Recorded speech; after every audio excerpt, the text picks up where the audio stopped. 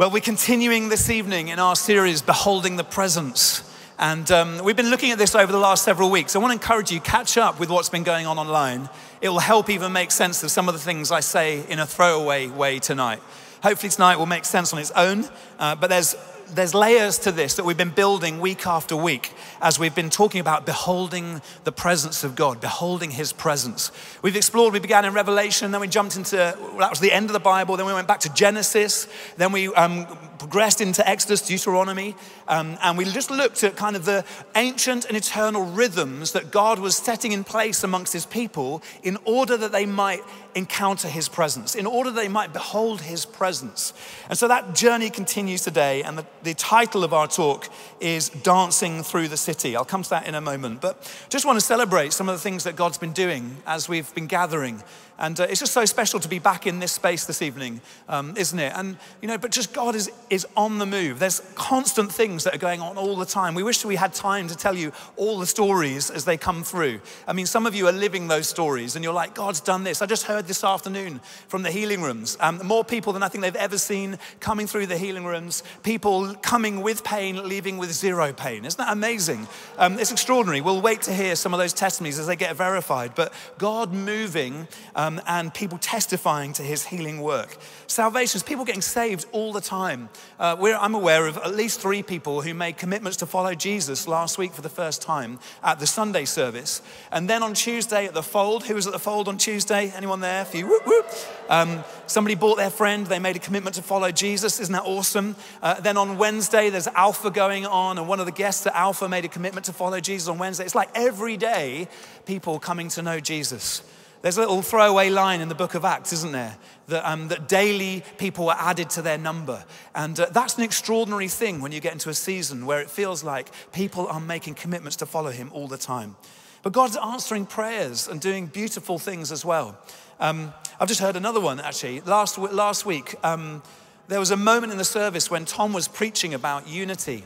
And he was speaking to us about the importance of God like resting, us being able to behold his presence when there was unity. And he was exploring that concept and that idea. And he felt God speak to him saying that people who were there and people who were impacted by that message were going to have like reuniting moments with estranged family members. And he spoke very specifically. He felt like God was going to do that. And he said to people, I remember Tom saying, where's Tom? He's somewhere in the room. But I remember Tom saying, it's not something you have to go out and do. The Holy Spirit's going to provoke it and they're going to come to you.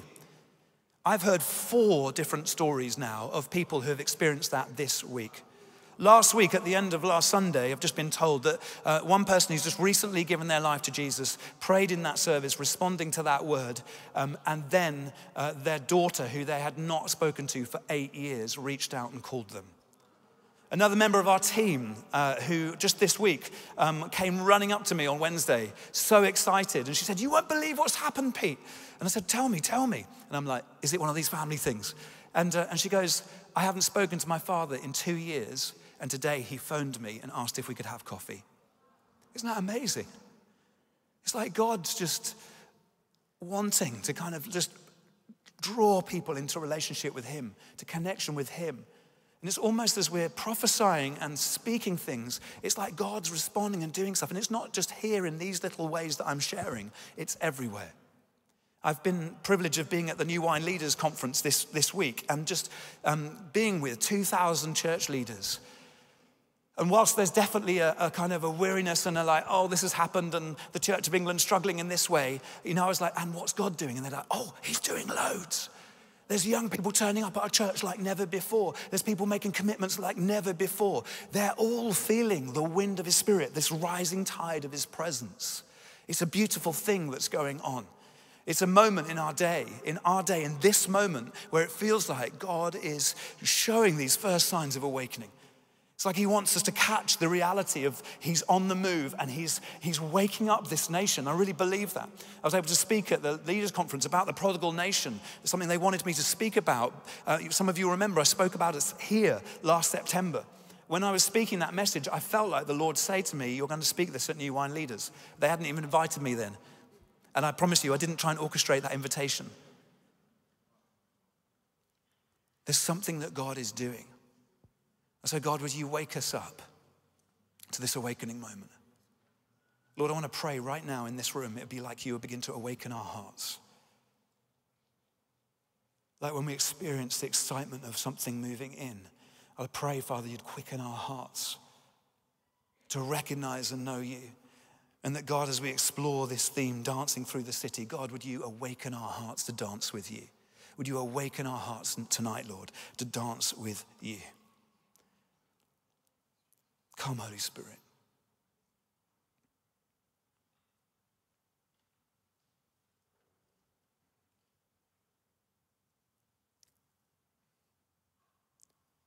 I think there's a young man here who's been bought by a parent.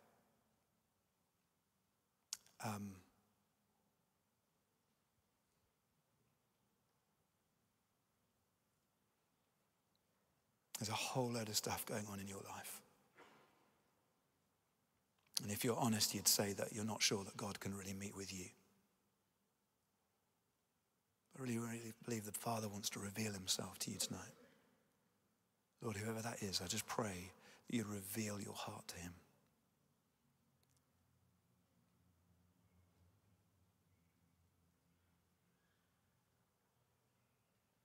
Just for clarity, I think this is the first time you've come this evening. It's something that God wants to do in your heart. He's brought you here for a reason.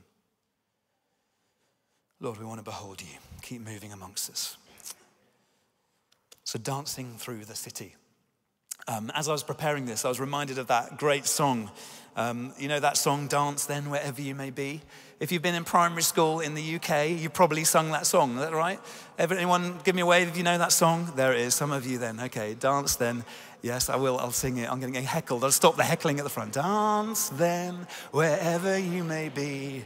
I am the Lord of the dance, said he, and I'll lead you all wherever you may be, and I'll lead you all in the dance. You guys are passionate about that. I mean, I can see there's a little swing that's going on. You're like, come on, let's keep going. You're going to get up and dance around the church any second now.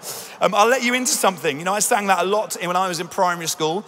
And for the first 12 years of my life, a whole 12 years, I thought the lyrics were the Lord of the Dance Settee. And I had pictures, I had images in my head of Jesus dancing on the settee. That was the picture I had. I mean, genuinely, honestly, that was the picture I had of Jesus, that he was like the Lord of the dance settee and that he was calling us all to dance on a sofa somewhere. That was the picture that I cultivated for the first 12 years of my life until I actually read the lyrics and realized, it's the Lord of the dance, said he. There we go, not settee. So get that image in your head as we dive into this, dancing through the city. We're going to go jumping into 2 Samuel chapter 6 this evening. And we've kind of journeyed through Abraham and looking at that stuff. We've looked a bit at Moses. Here we come to David as these guys are helping us to understand these ancient and eternal rhythms. And David was described as a man after God's own heart. He was a man who wanted to behold God's presence more than anything else in his life. And this is the moment just after he's been made king. He's waited and waited and waited. He's been faithful. He's sought to be loyal. And in his waiting, he's now finally become king. And this is one of his first acts after becoming king. It's like a few chapters after he's been anointed and crowned as king. And here we go, chapter 6 of 2 Samuel. I'm going to read from verse 12 onwards. Now King David was told, "The Lord has blessed the household of Obed-Edom and everything he has because of the ark of God." So the ark of God's presence, this ark of the covenant, was located at this guy's house. It had been left there after a few things had gone wrong. And we find out here, because of the ark of God's presence, and this ark was the manifest presence of God on earth. Because of that, the household of this guy, Obed-Edom, had been blessed. So David went to bring up the ark of God from the house of Obed-Edom to the city of David with rejoicing. When those who were carrying the ark of the Lord had taken 6 steps, he sacrificed a bull and a fattened calf. Wearing a linen ephod, David was dancing before the Lord with all his might, while he and all Israel were bringing up the ark of the Lord with shouts and the sounds of trumpets. Just like we did at the beginning of the service. As the ark of the Lord was entering the city of David, Michael is how you pronounce it, Michael, daughter of Saul, watched from a window. And when she saw King David leaping and dancing before the Lord, she despised him in her heart. Now they brought the ark of the Lord and set it in its place inside the tent that David had pitched for it. And David sacrificed burnt offerings and fellowship offerings before the Lord. After he had finished sacrificing the burnt offerings and fellowship offerings, he blessed the people in the name of the Lord Almighty. Then he gave a loaf of bread and a cake of dates and a cake of raisins to each person in the whole crowd of Israelites. Both men and women and all the people went away to their homes. This is like thousands and thousands of people. He'd called the whole of Israel to Jerusalem for this moment. It was a big meal. When David returned home to bless his household, Michal, daughter of Saul, came out to meet him and said, "How the king of Israel has distinguished himself today, going around half naked and full view of all the slave girls of his servants, and as any vulgar fellow would." David said to Michal, "It was before the Lord who chose me rather than your father or anyone from his house when he appointed me ruler over the Lord's people Israel. I will celebrate before the Lord. I will become even more undignified than this, and I will be humiliated in my own eyes. But by these slave girls you spoke of, I will be held in honor." It's a stunning passage. And the central view, the central reason of this passage, the central thing is really core to our whole series, Beholding His Presence. You see, David's intent was to establish a dwelling place for God. As he stepped into being king, there were many priorities that he may have had to attend to. You know, I can imagine as he's stepping into king, they've had a troubling time with Saul, who then died in battle. It's been difficult, it's not been easy. There's complexities, there's politics, there's all sorts going on. Of all the things that David could do at the beginning of his reign, this is central to it. At the beginning of his reign, he is intent on establishing a dwelling place for God. God's presence is central to everything. David's desire was that God's presence would be right at the center of this capital city, the city of David, this place of Jerusalem that David now had been established as the king. His presence was central. First things first, before anything else, God, we want your presence. It's almost this cry from David. God, we long for your presence. First things first. Isn't that an incredible thing? That David as king over society at that time, all of God's people, he's saying to the people, it's God's presence, it's God's presence. We want his dwelling amongst us. That's what we're after. That's what we're prioritizing. That's what we're going for. He knows that if God's presence is in place, everything else will flow. God's kingdom of righteousness and justice will flow as a result of his presence being on display for all to see, which is why he called the whole of Israel to watch it. So all of society is under no illusion that the most important thing is that we honor the presence of God. That's what David was all about. Wouldn't it be an incredible thing if society recognized that again? Can you imagine what that might look like if a city like London began to recognize we need his presence, we need his presence. And at the moment it's happening in ones and twos. Actually, I'll go as far as saying it's happening in tens and twenties and dozens. But what would happen if hundreds and thousands began to say, we need his presence. It's his presence. It's his presence. We have to establish his presence. It's so sad when we miss it. And the reality is that so often even the church misses his presence. We get caught up in politics and issues and challenges. And I'm not saying that things don't need attention and we don't need to do things well and all of that sort of stuff and we have to work hard. But sometimes that so overwhelms, and I think throughout history at times it has overwhelmed the church so much so that it's got stuck in its religion and missed the presence of God. It's got stuck in its tradition and not moved with the presence of God. But that's the call and that's the desire of David. So let's look at David, and I'm going to just quickly refer to Michal and what she was going through and what happened with her as well. But I want to explore what we can learn, these ancient and eternal rhythms from David. What can we learn from David as he dances through the streets of Jerusalem? Three things that this dance was. The first thing is this. This was a dance of humility. It was a dance that was characterized by humility. David's the king. He could do anything he likes, but he recognizes that the true king is God. He's not kind of trying to posture or take his position. He's saying, do you know what? It's got to be God first. And his dance is a dance full of humility. He strips off his royal robes and says, I'm not going to embrace my own royalty. I'm not going to come into Jerusalem on some horse or some kind of pomp and ceremony in my regalia.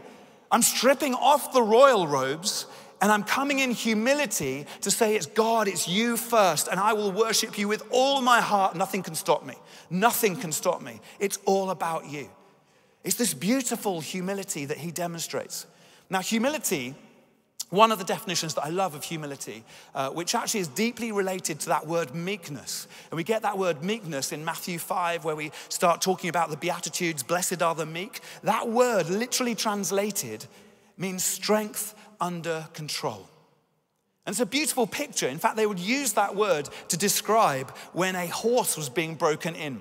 So you can imagine the strength of a horse, some stallion. And as the trainer begins to break in the horse, what they're trying to do is get the horse to be obedient to the commands. And eventually they're going to get to a place where the horse will have a bit in its mouth so that it understands what the commands are. And when that happens, then the horse can enter the race and will run with strength. And this strength that was there before but was wild is now under the control of the jockey. That's the picture. That's what they used the word for, to begin to describe what that looked like. And that's the picture of humility. David has all power and authority as the king over Israel. But he's saying to God, my strength is under your control. And that's what true humility is. True humility isn't just being trampled by others or just pretending to be lowly and not stepping up to the plate. It's saying, God, take all of me and I submit myself fully to you. I'm under you. I'm under your control. And this dance of David was this picture of strength under control. He knew, I'm not my own anymore. I belong to God. And so I will spend myself for the sake of him. In humility, I will bow before him. And I will worship him with all my heart in the sight of all of Israel. I love what C.H. Spurgeon says. He says, David's joy in the Lord made him willing to look foolish in the eyes of people. For no dignity is greater than that of a humble worshiper. What would humble worship look like for you? What would a dance of humility look like for you? Not just in our singing when we're corporately together and worshiping, but when we're worshiping around the city, serving people around us, working in the places God's called you to be, studying in the places God's called you to be. What does the dance of humility look like for you? Would people look and go, there's somebody whose strength is under the control of the Lord. There's somebody who's dancing with humility. Here's the second thing. It was a dance of humility, but David's dance was also a dance of devotion. It was a dance of utter devotion. You see, David recognized that his whole life was about God. It was for God, it was to God, it was about God. It was all summed up in and through him. He recognized God is the most important person anywhere he's going to be. He's not. Lots of people were now treating him like, you're the king, you've got the control, you're the one who's going to be elevated, you're the one who can take everything. But he didn't take that authority upon himself. He said, no, I point to God. It's all about him, and my devotion is towards him. His devotion towards God and God alone. Now the reality is this, that when devotion goes deeper, it's expressed in zeal. Now you might not feel comfortable about hearing that. When devotion goes deep, it gets expressed in zeal. Zeal is like a desire, a passion to serve God. It's like, I want to accomplish the things of the kingdom. There's even a verse in scripture where it says the zeal of the Lord Almighty will accomplish this. So if God can have zeal, then it's not a bad thing for you to think about having zeal. It's a godly characteristic. And it's a characteristic that says, I will spend my energy and my passion on the things of God to see his kingdom come. That's what zeal looks like. And so there's this call to be, in a sense, zealous. Now, sometimes in our English culture, and I can say this because I'm English, sometimes we get an American in who says, oh, come on, you English people, start saying something. And you can feel a bit resistant because you're like, don't tell me off for being English. And I totally get that. But I am English, and I am telling us off, me included, for being English sometimes. You know, there are different cultures expressed throughout the whole of the world, and they are beautiful. God has made a myriad of cultures, and I love the British culture. I love the English culture. There's so many things about the English culture that I love. But every culture also has its blind spots, every culture. So some cultures will be exuberant, probably to the point of being too overexpressive. But if there's anything about our culture, if you're caught up in the British culture, and I know many of you are not, you'll come from different cultures, bring us your culture. Teach us what it looks like to be a bit freer, to be a bit released. We're so bound by the stiff upper lip that we don't want to upset anybody. And we're going to keep ourselves contained and held. And what that does, it holds us back in and it stops us expressing zeal. Lots of English people will say, that's wonderful. And what they mean in American is, that's just incredible. That's what they mean. But they're so held back. Sorry, some of you jumping.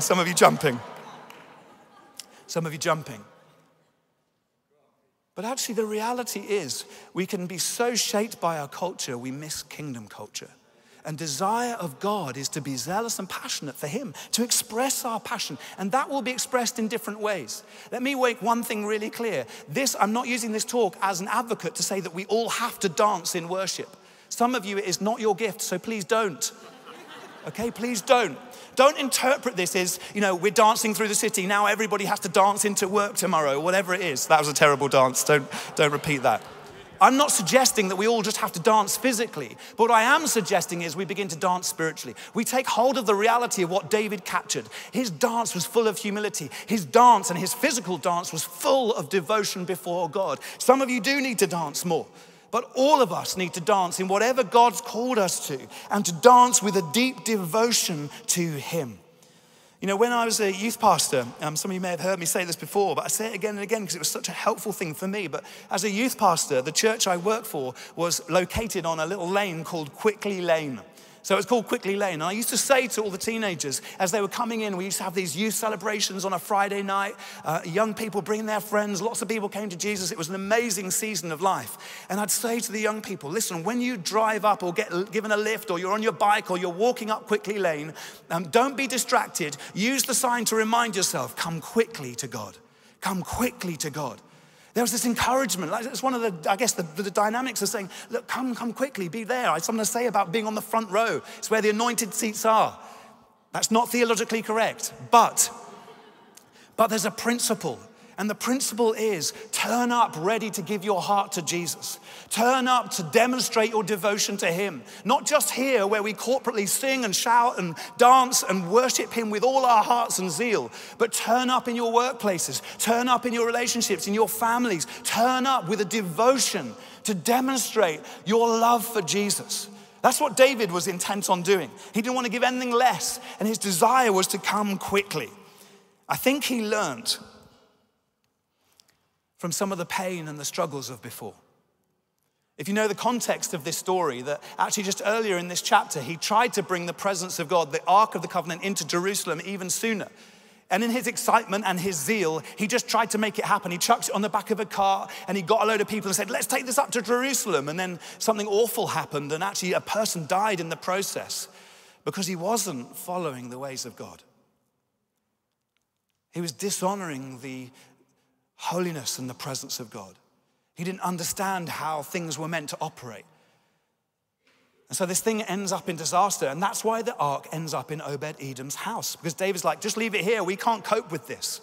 We can't cope with the holiness of God. We can't cope when God moves in, massive things happen, and we didn't quite expect or realize quite what would happen. And actually for a season, David becomes angry and frustrated with God. He's like, I wanted your presence. I wanted your presence. I wanted to bring this in. I wanted in my zeal to make this happen. But I imagine God whispering to David as he's scribbling psalm after psalm, because he scribbled so many. But David, you're doing it your own way and not my way. So David goes back to the scriptures and says, teach me your ways, God. His devotion leads him to a desire for God's ways, not his own. So often we bring all of our stuff and expect God to use it, when God says, I want you to do it my way, not your way. I want you to recognize who I am, and I want you to learn patterns and rhythms of who I am, of how I operate, of how I'll fill you with my spirit, how I'll empower you, how I'll meet with you. We're going to do some of that through Lent. We're going to learn rhythms and patterns together. We're going to call stuff out of each other. We're going to read that gospel and delve deep into it and learn new things about Jesus and how he operates. And we're going to say, God, would you align us to you? Because we don't want to do things our way. We want to do things your way. The devoted heart seeks to do things God's way, not their own way. And that's the reality that then David begins to step into.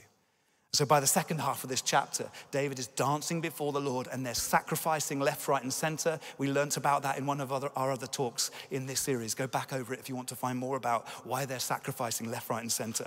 But that's what was going on. So it was a dance of humility. It was a dance of devotion, and finally a dance of recognition.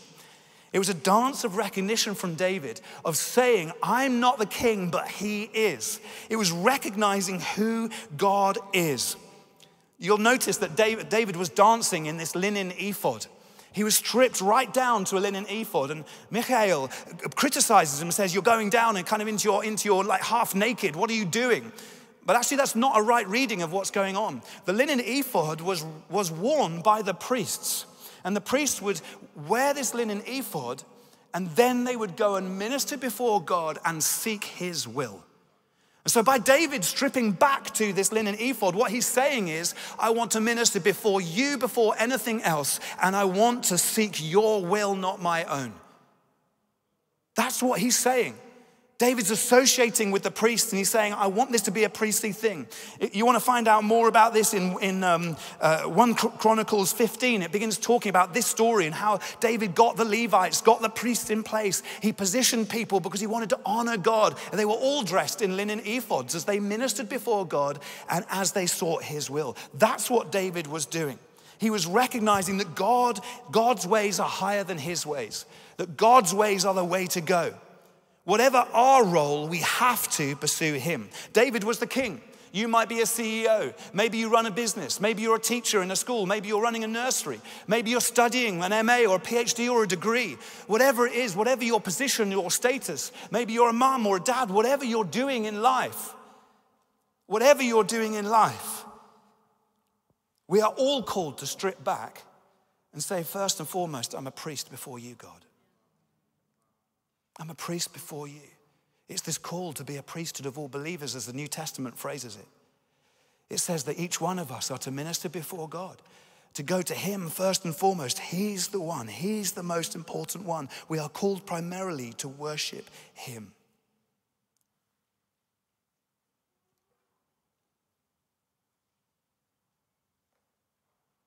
Some of you will remember that from the coronation of King Charles. In the moment the king is anointed, his regalia, his uniforms are removed, and he's left in a linen shirt as he's then anointed by the archbishop into the role of king. It's a picture of what's going on here. Saying before you're king, you are to be before God. Before you do anything, you are to be before God. This was a dance of recognition. I am before you. I am before you. I'm before you. I want to encourage us, church, as we gather to worship here. Whenever we get together to worship, we worship gathered here and we worship dispersed.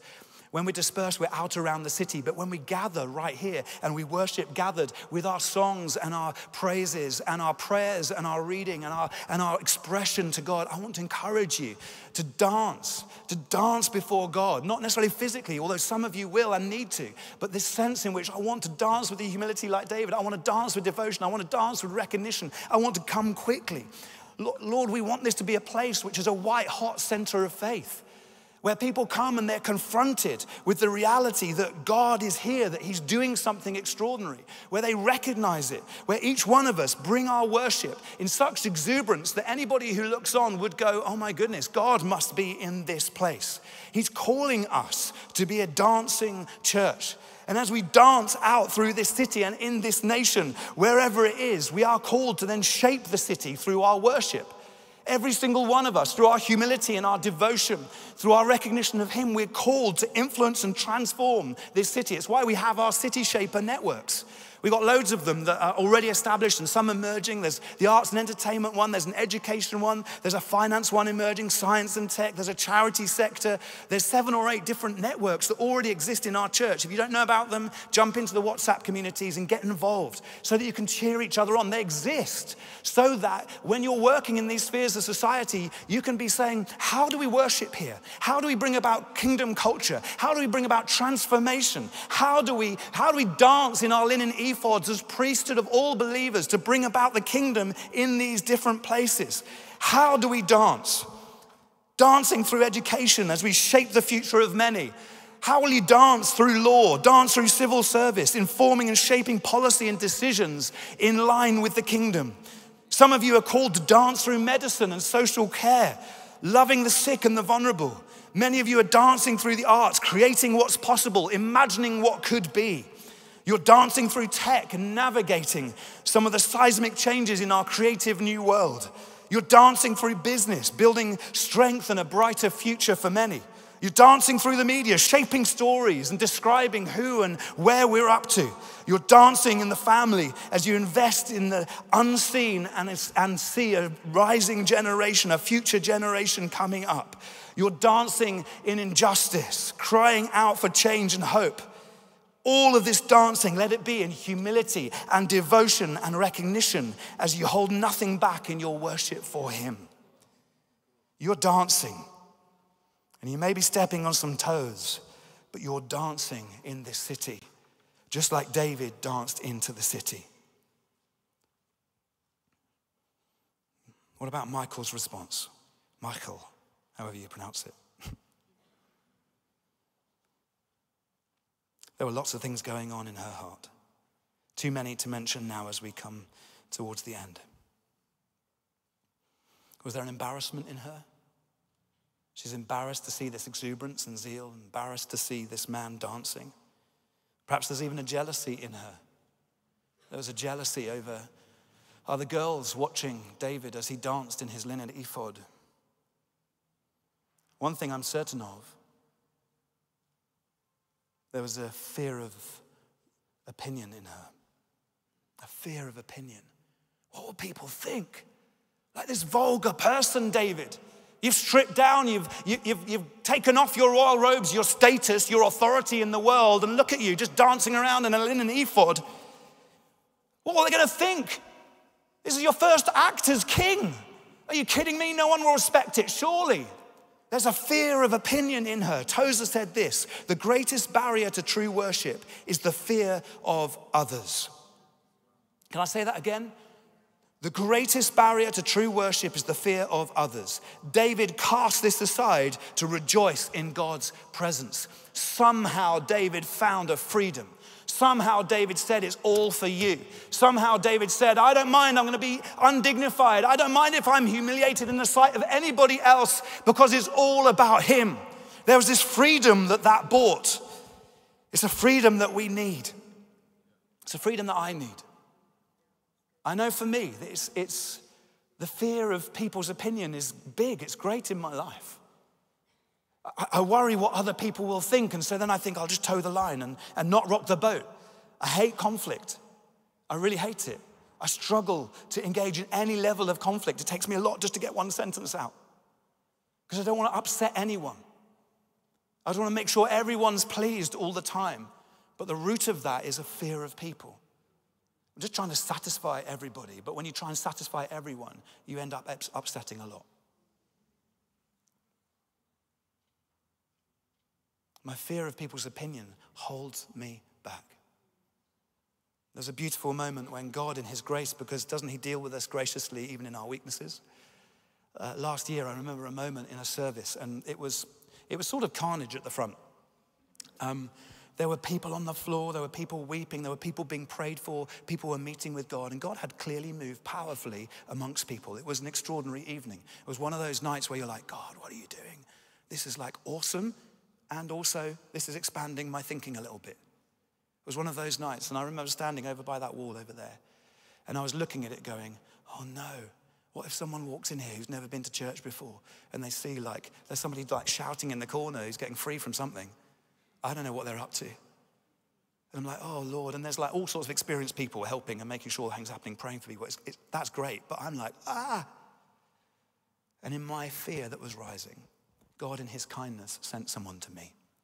This lady walked up to me, literally just as I was thinking, wow, if somebody walks in from the local area, they're going to think we're mad. And she walked up and she went, this is amazing, isn't it?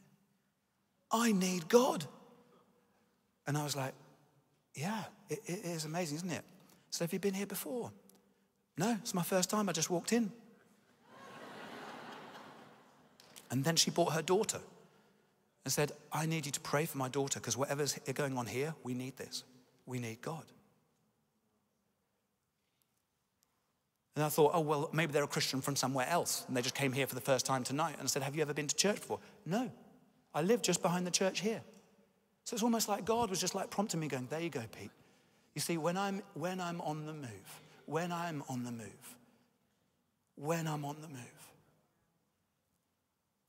don't fear opinion, fear me, fear me, fear me, fear me. God, bring us freedom in this.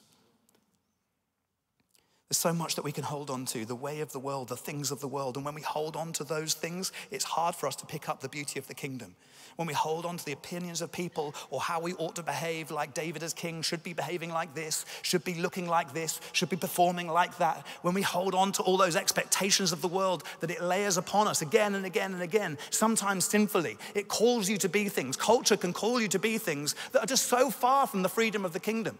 They're so far from what Jesus had in mind when he said, I've come to give you life in all its fullness. And we get wrapped up in these fears and these expectations and these pressures and these performances, and we're holding on to them so much that we can't pick up the beauty of freedom, the freedom that God would want to give us. But there is an invitation tonight to dance through this city, just like David danced through Jerusalem. That will look different for each one of you as you express your worship in humility, as you dance with devotion, as you dance the recognition to God. It will look different for each one of us, and you will work it out beautifully in different ways. But there is an invitation for us to dance all the more undignified through this city. It's N.T. Wright who recognizes in this passage the messianic undertones, the reality that there's something of Jesus going on here. Do you know, in the Old Testament, story after story after story points to Jesus. Not just the prophecies that come from prophets that actually name the things that Jesus is going to do, but actually the story after story after story. And N.T. Wright points out the reality that David was dancing through Jerusalem as a king and a priest, just as Jesus would come as king and priest into the same city. And so it was that centuries later, after this moment where David danced with all his heart, where he gave everything to him, where he laid down everything in order to honor God, so it was centuries later that Jesus, the great high priest and the king of all kings, danced a very different dance in the very same city. Yes, he came into the city, but he also left the city deeply in worship, dancing in a very different way. The manifest presence of God made real in Jesus Christ limped in his dance with a cross on his back. Rejected by the very priests that were meant to be ushering in his presence. He staggered out of this city, undignified, stripped of his royal robes, to a crowd that was set on killing him, to extinguish his presence. And as he died and shed his blood that we sang about earlier, he dragged all the embarrassment, all the jealousy. He dragged all the fear of opinion and performance of people. He dragged all the sin of the world with him into the grave. And he buried it. He buried it. He buried it in the grave. But then you know what happens a few days later. Up from the grave he comes, leaving that stuff in the grave. And Jesus dances on the grave. It's almost like this holy dance of like, this stuff is down. This stuff is done. Your sins are dealt with. This great high priest, this King of Kings, dealt with all the sin of the world, all the stuff that would hold us back, all the things that would stop us from humility, that would stop us from devotion, that would stop us from recognizing him. He stripped it all away and buried it in the grave and then danced with joy on that grave as he rose yet again. Dance then, wherever you may be. I am the Lord of the dance, said he. I'll lead you all, wherever you may be. I'll lead you all in the dance, said he. I danced on a Friday when the sky turned black. It's hard to dance with the devil on your back. They buried my body and they thought I'd gone. But I am the dance, and I still go on. They cut me down, and I leapt up high. I am the life that will never, never die. I'll live in you if you live in me. I am the Lord of the dance, said he. Dance then, wherever you may be. I am the Lord of the dance, said he, and I'll lead you all.